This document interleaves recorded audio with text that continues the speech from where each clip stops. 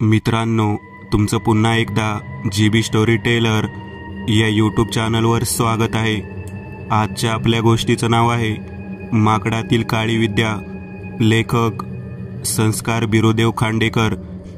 पण गोष्ट सुरू करण्याआधी जर कोणी या चॅनलवर पहिल्यांदाच आलेले असाल तर त्यांनी या चॅनलला सबस्क्राइब करायला विसरू नका। चला तर मग अजिबात वेळ न घालवता गोष्टीला सुरुवात करूया।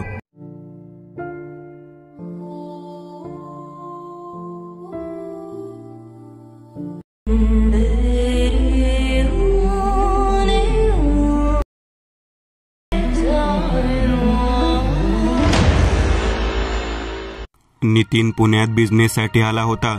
तिथे तो खूप आनंदी होता। तो एकटाच एक 1 BHK फ्लॅट घेऊन त्यात राहत होता। एके दिवशी तो कामावरून दमून घरी आला आणि सोफ्यावर बसला। तितक्यात त्याचा फोन वाजला। त्याने फोन घेतला आणि कानाला लावला। हॅलो, समोर त्याची आई होती। हां हॅलो आई, बोल ना, काय झालं? इतकी घाबरली कायस? बोल ना। अरे बाळा, काय सांगू तुला, एक मोठा दुःखाचा प्रसंग आहे। तुझे आजोबा मगाशीच देवाघरी गेले। तुला मी खूप फोन केले पण तू एकही फोन उचलला नाहीस। हे ऐकून नितीन पुरता हादरला। त्याला काय करावे सुचेना। त्याचे लाडके आजोबा त्याला सोडून गेले होते। त्याने लगेच ड्रायव्हरला फोन लावला आणि ताबडतोब घरी यायला सांगितले। थोड्या वेळात ड्रायव्हरही आला। नितीनने तो येऊस तोपर्यंत सर्व आवरून ठेवले होते। त्याने ड्रायव्हरला लगेच गाडी काढायला सांगितले। तसे ड्रायव्हरने लगेच गाडी काढली आणि ते निघाले। पुण्यातून राजावाडीला जायला साधारण 5 तासांचा कालावधी लागतो। ड्रायव्हर गाडी थोड्या वेगात चालवत होता। काही करून नितीनला त्याच्या आजोबांना पाहायचे होते। तसे त्यांनी आईला सांगितले होते, मी येईपर्यंत आजोबांना धन द्यायचे नाही। नितीनची गाडी वेगात होती। आता ते राजावाडीपासून 1 तासाच्या अंतरावर होते। तितक्यात नितीनची गाडी गचके खात बंद पडली। नितीनने ड्रायव्हरला सांगितले, पहा लवकर काय झाले आहे। ड्रायव्हरने उतरून पाहिले। इंजिनमधील पाणी संपले आहे आणि इंजिन खूप गरम झाला आहे। पाण्याची आवश्यकता आहे, पाणी पाहावे लागेल। नितीन ड्रायव्हरवर ओरडला, तुम्हाला आधीच पाहून घेता येत नाही? आता पाहिलं काय झालं? आता आपण कसे पोहोचणार? चला आता लवकर पाणी पाहू। असं म्हणून नितीन गाडीतून उतरला आणि ते आज जंगलात पाणी पाहायला गेले। ते थोडे पुढे गेले असतील इतक्यात नितीनचा पाय धारधार सूर्यासारख्या काट्यावर पडला। त्याच्या पायात अनेक काटे घुसले। तो वेदनेने विवळला।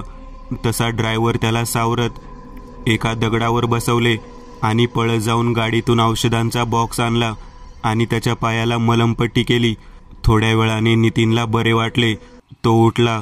आहो तुम्ही बसा, तुम्हाला त्रास होईल। नाही होणार, तू चल, आपण पाणी शोधू। तो ड्रायव्हरचं काही न ऐकता पाणी शोधायला गेला। थोड्या पुढे गेल्यावर त्यांना एक तळं दिसलं। त्यांनी वेळ न दवडता त्यातून पाणी घेतले आणि ते निघाले। गाडीजवळ जाऊन त्यांनी इंजिनमध्ये ते पाणी ओतले आणि गाडीत बसून ड्रायव्हरने गाडीचा स्टार्टर मारला आणि गाडी वेगाने तिथून पुढे केली आणि पुढील 1 तासात ते राजावाडीत आले। लगेच नितीनने आपले घर गाठले। घरात जाऊन तो सरळ आजोबाजवळ जाऊन बसला। त्याला रडू आवरले नाही, पण आता उपयोग नव्हता। काही वेळ सर्वजण रडारड करून आजोबांना धन दिलं। सर्व घरात शांततेचं वातावरण होतं। घरातील एखादा व्यक्ती गेला की घर कसं शांत शांत वाटतं, तसंच काहीसं या घरासोबत झालं होतं। थोडे दिवस गेल्यावर घरातील वातावरण थोडं ठीक झालं। सर्वजण पुन्हा हसू खेळू लागले। पण नितीन थोडा अपसेट होता। सर्वांनी त्याला समजावले। त्या दिवशी रात्री सर्वजण झोपले होते। तितक्यात घरावर काहीतरी चालत आहे असं वाटलं। तो आवाज ऐकून नितीनच्या आईला जाग आली। त्यांनी तो आवाज कुठून येत आहे हे पाहायचा प्रयत्न केला। त्यांना समजले की हा आवाज घरावरून येत आहे आणि त्या उठून हळूहळू घराबाहेर गेल्या आणि छतावर जे काय आहे त्याला पाहून त्या घाबरल्या। त्यांची वाचाच बसली। त्या घाबरून तिथेच बेशुद्ध पडल्या। दुसऱ्या दिवशी सकाळी उठल्यावर जेव्हा नितीन व बाकीच्या सगळ्यांना नितीनची आई दिसत नाही तेव्हा ते सर्वजण नितीनच्या आईला सगळीकडे शोधू लागतात। पण नितीनची आई कुठे सापडत नाही.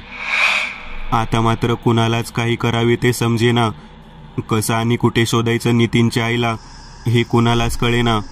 तो पूर्ण दिवस नितीनच्या आईला शोधण्यातच गेला. शेवटी नितीनने पोलीस स्टेशनला जाऊन आईची मिसिंग तक्रार नोंदवली आणि तो घरी आला. सर्वजण त्यांचाच विचार करत झोपले. दुसऱ्या दिवशी सकाळी गावात एक मंदा नावाची स्त्री राहत होती. तिचा मोठमोठा आवाज सर्वांच्या कानात पडला आणि सर्वजण जागे झाले. सर्वांनी बाहेर जाऊन पाहिले तर मंदाचा नवरा श्याम गायब झाला होता. काहीच कळना. काल रात्री नितीनची आई आणि आज श्याम, हे सर्व काय चालू आहे हे कुणालाच समजेना. तो दिवसही त्याचा शोध घेण्यात गेला. शेवटी नाही मिळाल्यावर पोलीस स्टेशनमध्ये त्यांची मिसिंग तक्रार देऊन सर्वजण परत घरी आले. पोलिसांनाही समजत नव्हते. असेच काही दिवस गेले. रोज कोण ना कोण गायब होत होतं. एके रात्री नितीनच्या घरात सर्वजण झोपले असताना नितीनच्या बहिणीला जाग आली. तिला घरावर चालल्याचा आवाज येत होता. ती घाबरली, पण धीर एकवटून ती बाहेर आली आणि छतावर पाहिले आणि भीतीने तिला घाम फुटला. तिला काय करावे सुचेना. समोर जे होते ते खूप भयानक होते. ती काय करणार. इतक्यात ते वर जे काय होतं त्याने तिच्यावर झेप घेतली आणि ती जागीच बेशुद्ध झाली. दुसऱ्या दिवशी सकाळी उठल्यावर सर्वांना जानकी मिसिंग आहे हे कळाले. सर्वजण तिला शोधू लागले की कुणालाही सापडले नाही. हे सर्व पाहून नितीनच्या बाबांना असं वाटलं हे सर्व अमानवी आहे. त्यांनी नितीनलाही हे बोलून दाखवले, पण नितीन म्हणाला, हो बाबा, अमान्य कसं बरं. अहो, सर्वजण मिसिंग होत आहेत. हे कोणत्या तरी माणसाचं काम आहे. अरे, माणसाचं असतं तर पोलिसांना अजूनपर्यंत सापडलं असतं. यावर नितीन काहीच बोलला नाही. बाबांचं म्हणणं पटते मला. नितीनचा मोठा भाऊ म्हणाला, अरे पण दादा, आता तू काही बोलू नको नितीन. बाबा म्हणाले, माझ्या ओळखीचे एक ज्योतिष आहेत, मी त्यांना बोलवतो. ठीक आहे. बाबांनी एका ज्योतिषाला फोन लावला आणि बोलावून घेतलं. संध्याकाळी तो ज्योतिष आला. त्याने नितीनच्या बाबांना काय घडले ते सविस्तर विचारले. नितीनच्या बाबांनाही काय घडले ते सर्व सांगितले. तो ज्योतिष म्हणाला, मी पाहून घेतो सर्व. ठीक आहे. मग रात्र झाल्यावर तो ज्योतिष घराबाहेर आला आणि त्याने सगळीकडे पाहायला सुरुवात केली. मध्यरात्री 12 वाजता नितीनच्या घरा साईडच्या छतावर कोणीतरी आहे असं त्यांना जाणवलं. त्यांनी पाहिले तर एक माकड होता, पण ते खूप भयानक दिसत होता. त्याचा सर्व चेहरा पांढरा पडला होता आणि त्यावर काळे केस आले होते. त्याचे सर्व शरीर काळे होते आणि त्यावर पांढरे केस होते आणि त्याच्या सर्व शरीराचा कातळ निघून खाली लोंबत होता. हे पाहून त्याला किळस आली.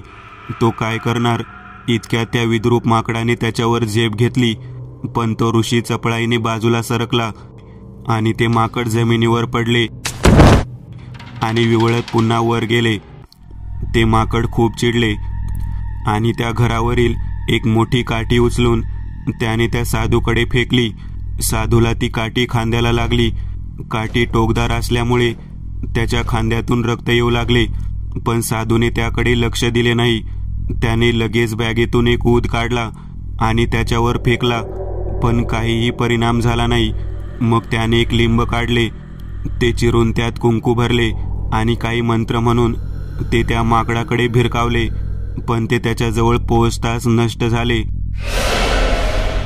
आता मात्र साधूला काय करावे समजेना. पुढे तो काय करणार.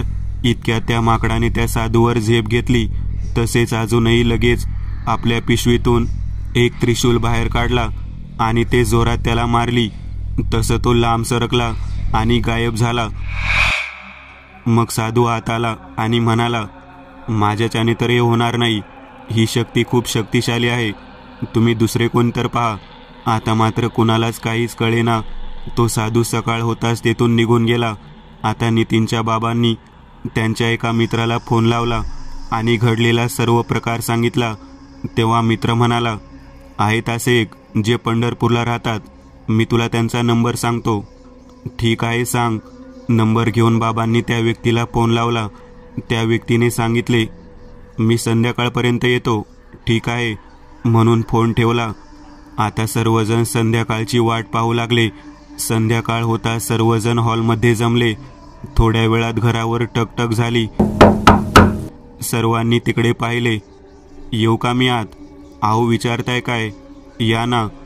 तेव्हा तो व्यक्ती येऊन सोफ्यावर बसला आणि म्हणाला, तुम्हीच मला फोन केला होता ना? हो, मीच केला होता. नमस्कार. नमस्कार, मी तुकाराम. बरं, आता मला आतापर्यंत जे काय घडलं ते सविस्तर सांगा. तेव्हा बाबांनी सगळं काही सांगितलं. ठीक आहे, मी पाहून घेतो. मला थोडा वेळ ध्यान करावे लागेल. मग तुकाराम महाराज एका खोलीत जाऊन ध्यान करू लागले. त्यांनी त्या ध्यानात घडलेला सर्व प्रकार पाहिला. ते थोडे चलबदल झाले, पण स्वतःला सावरत ते उठले आणि बाहेर आले तेव्हा रात्रीचे 12 वाजले होते. ते घराच्या बाहेर होते. तितक्यात एका घरावर हालचाल जाणवली. महाराजांनी तिकडे पाहिले तर तिकडे एक विद्रूप माकड होतं. तुकाराम महाराज काय करणार? इतक्यात त्या विद्युत माकडाने त्यांच्यावर झेप घेतली. तुकाराम महाराज चपळाईने बाजूला सरकले. ते माकड खाली पडले आणि विवळू लागले. तुकाराम महाराजांनी वेळ न दवडता त्याच्यावर ऊत टाकला.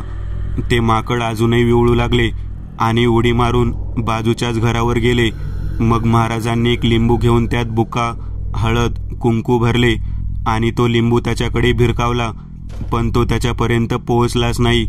मग त्या माकडाने तुकाराम महाराजांवरती काठी भिरकावली, पण काठी देखील महाराजांनी हुकवली. मग त्या माकडाने पुन्हा महाराजांवर झेप घेतली. तसं महाराजांनी एक दगड त्याला मारला. तो गायब झाला. तो दगड मंतरलेला होता. तो दगड पुन्हा घेऊन त्यांनी बॅगेत टाकला आणि ते घरात आले. त्यांनी घडलेल्या सर्व प्रकाराबद्दल बाबांना सांगितले आणि एक प्लॅन सांगितला. मग दुसऱ्या दिवशी रात्री महाराज पुन्हा बाहेर तसेच उभे राहिले. काही वेळाने ते माकड आले आणि ते माकड काय करणार? इतक्यात त्या माकडाला जोरदार धक्का बसला. ते माकड वरून खाली पडले. माकडामागे नितीन उभा होता. त्यानेच माकडाला ढकलले होते. जसं माकड खाली पडलं तसं त्याच्यावर एक पिंजरा येऊन पडला. त्या पिंजऱ्याला सर्व बाजूंनी गावकऱ्यांनी धरले होते, जेणेकरून ते माकड जाऊ नये. मग महाराजांनी लगेच होम मांडला. पूजा करायला सुरुवात केली. ते माकड वेदनेने विवळत होते. अचानक ते हसू लागले. तुम्हाला काय वाटलं? इथे मी एकटाच माकड आहे. माझ्यासोबत नितीनही माकड आहे. हे ऐकून नितीन हसू लागला आणि नितीनने तो पिंजरा फेकून दिला आणि ते दोघेही हसू लागले. तुला काय वाटलं नितीन? मला हे माहीत नसेल. अरे, मी जेव्हा ध्यान केले होते तेव्हाच मला सर्व कळाले होते. ते पहा काय आहे. तसं त्या दोघांनी तिकडे पाहिले तर घरावरून एक मोठा पिंजरा येऊन त्या दोघांच्या अंगावर पडला. महाराजांनी बाबांना सांगितल्याप्रमाणे बाबांनी त्या पिंजऱ्याकडेने एक रिंगण आखले. ते दोघे जमिनीवर होते, त्यामुळे त्यांची शक्ती कमी होत चालली होती. मग महाराजांनी मंत्राचा वेग वाढवला आणि एक तलवार घेऊन ते उभे राहिले आणि त्या माकडाजवळ जाऊन त्यातील त्या माकडाचा नरड कापलं. जसं त्या माकडाचं नरड कापलं तसं नितीनमधील माकडही बाहेर पडले. मग महाराजांनी त्याचं देखील मुंडकं कापलं आणि त्या दोघांच्या शरीराला अग्नी दिला. त्यांची राख महाराजांनी एका पिशवीत भरली आणि ती पिशवी आपल्या बॅगेत ठेवली आणि ते म्हणाले, चला आता संकट टळलं आहे. नितीन अजूनही बेशुद्ध होता.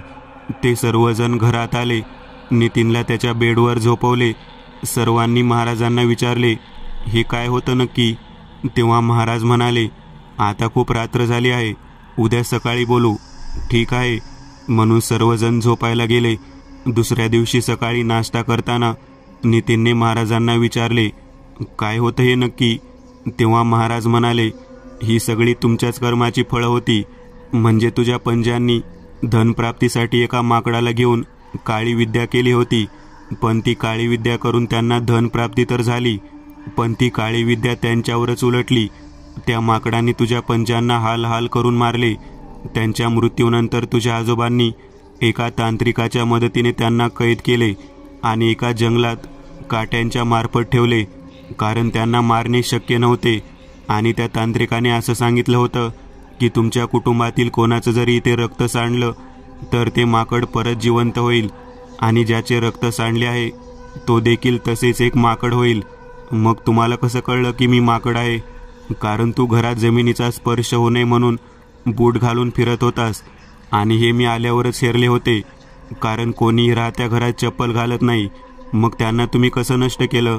मी नष्ट नाही केलं, तर त्यांना राखेच्या रूपात माझ्यासोबत घेऊन चाललो आहे. ते पहा. सर्वांनी तिकडे पाहिले तर हरवलेली सर्व लोक परत आले होते. नितीनने आपल्या आईला मिठी मारली. सर्वांनी महाराजांचे आभार मानले. महाराज म्हणाले, माझे आभार मानू नका, फक्त एक काम करा, धनप्राप्तीसाठी काळ्या विद्येचा बळीचा वापर करू नका, नाहीतर तुमची अवस्थाही नितीनच्या पंजोबांसारखीच होईल. एवढे बोलून महाराज तिथून निघून गेले. अखेर सर्वजण माकडातील काळी विद्यातून सुटले होते. मित्रांनो, आज पुरतं एवढंच. तुम्हाला जर काही गोष्ट आवडली असेल तर नक्की लाईक करा. तुमच्यापैकी बरेचसे जण व्हिडिओ लाईक न करताच पळून जातात, पण हा जर व्हिडिओ तुम्ही लाईक केला तर मला जरा बरं वाटेल आणि असेच भारी भारी व्हिडिओ बनवायची माझ्यात एनर्जी येईल. त्यामुळे नक्की लाईक करा आणि अजूनही कोणी या चॅनलला सबस्क्राईब केलेलं नसाल तर लगेच सबस्क्राईब करून टाका आणि बाजूची घंटी ती मात्र दाबायला विसरू नका. देवाची घंटी आहे ती.